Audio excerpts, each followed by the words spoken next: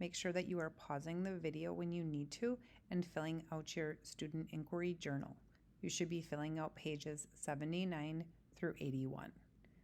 Lesson 3. What conditions powered the Industrial Revolution? Start of the Industrial Revolution.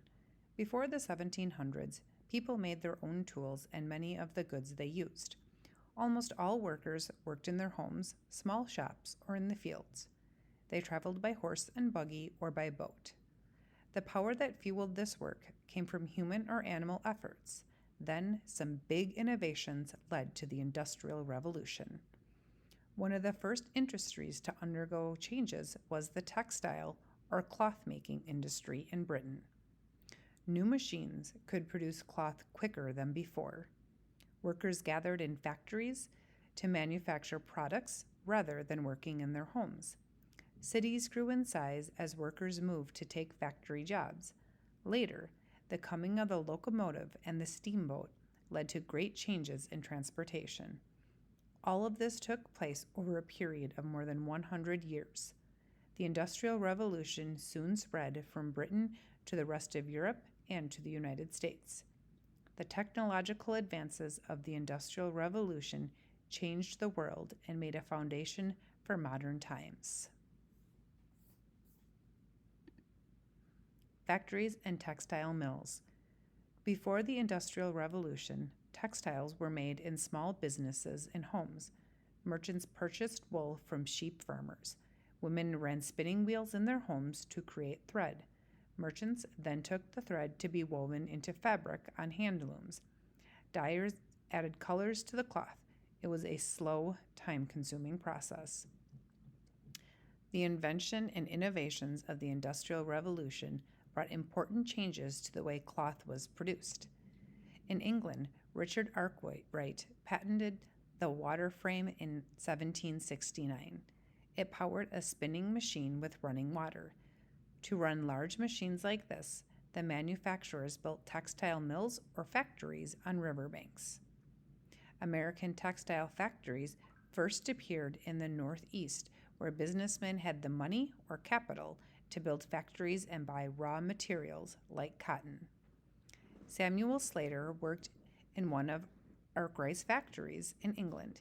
He came to the United States in 1789, and he used his knowledge of Arkwright's machines to construct spinning machines in this country. Slater built his own factory in 1793. Soon, Samuel Slater's factory produced cotton faster than anyone else in the United States. As others copied his methods, Slater's success marked the beginning of industrialization in the United States. Primary source. In their words, Harriet Robinson, the working hours of all the girls extended from 5 o'clock in the morning until 7 o'clock in the evening, with 1 half-hour each for breakfast and dinner. Each of the Doffers, child laborers, were forced to be on duty nearly 14 hours a day, and this quote was taken from Harriet Robinson, Lowell Mills Girl, 1834. I'm now going to read the caption associated with this picture. Children worked with machinery and textile mills.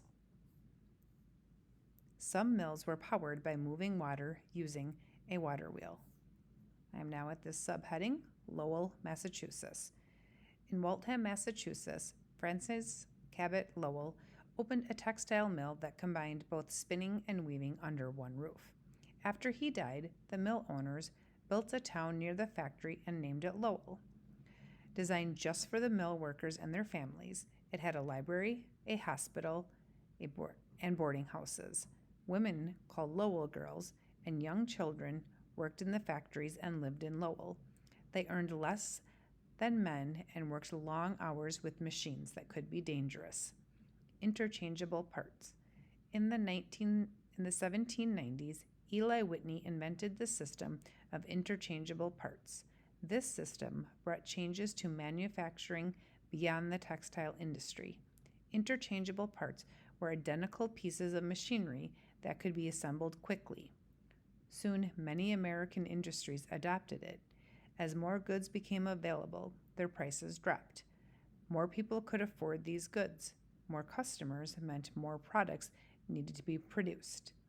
New factories opened, making shoes, furniture, tools, and other products.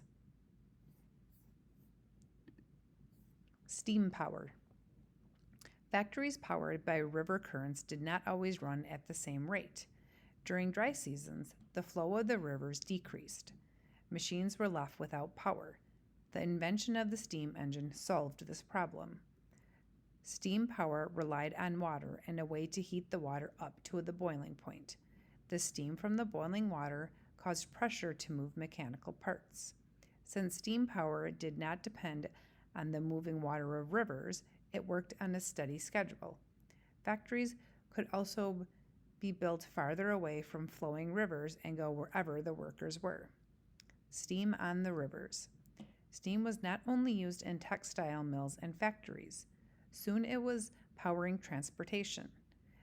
American Robert Fulton brought steam power to a boat named the Clermont in 1807. The Clermont had side wheels that served as paddles. A steam engine turned the side wheels. The Clermont became the first successful steamboat. Before the steam engine, boats typically floated along the current of the rivers. Steam engines allowed boats to travel upriver against the current.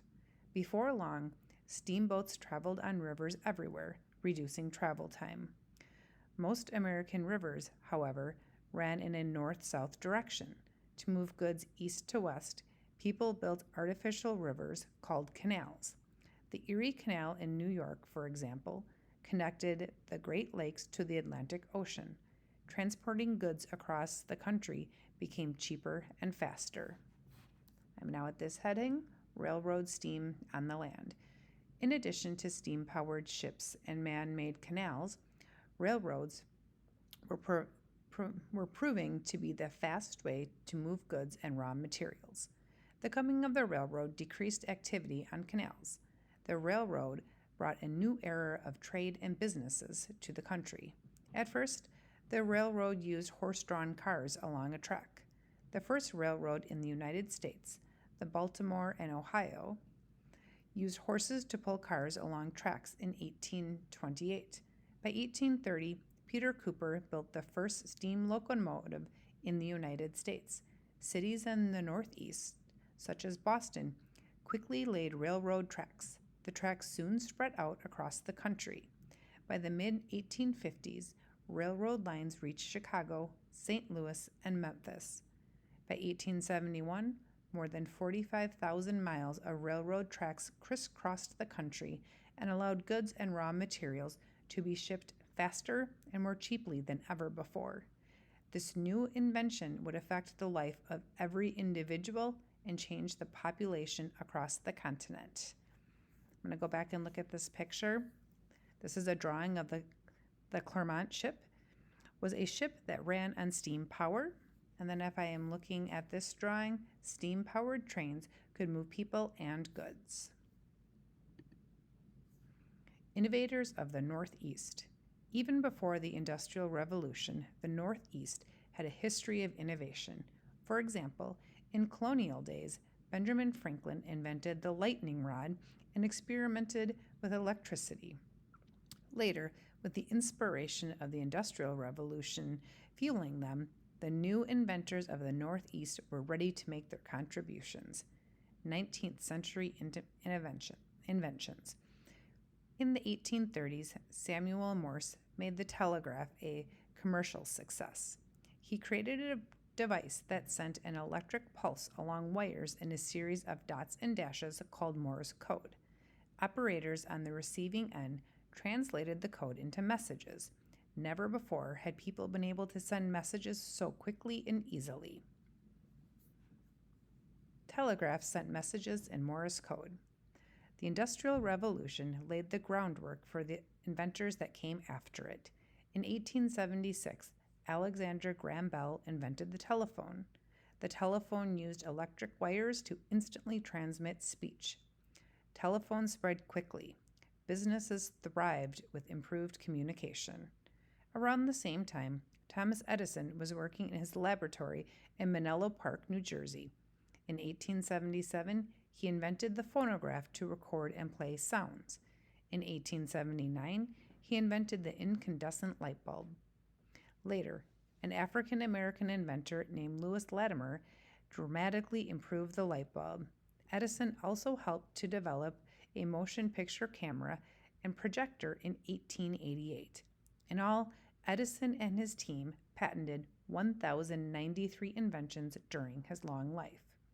Margaret E. Knight was a female inventor who lived in Massachusetts in the 1800s. She invented the flat-bottom paper bag in 1868.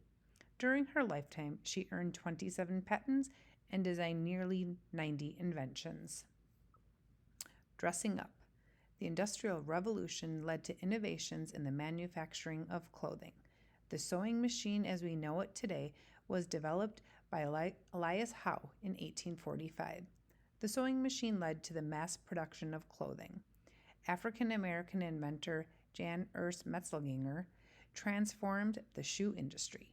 In 1883, he received a patent for a machine that made shoes. The machine increased the number of shoes one person could make in a day from 50 to 700 pairs.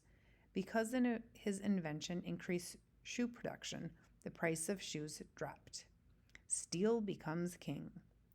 English inventor Henry Bessemer created a method of producing stronger, lighter steel iron in 1855.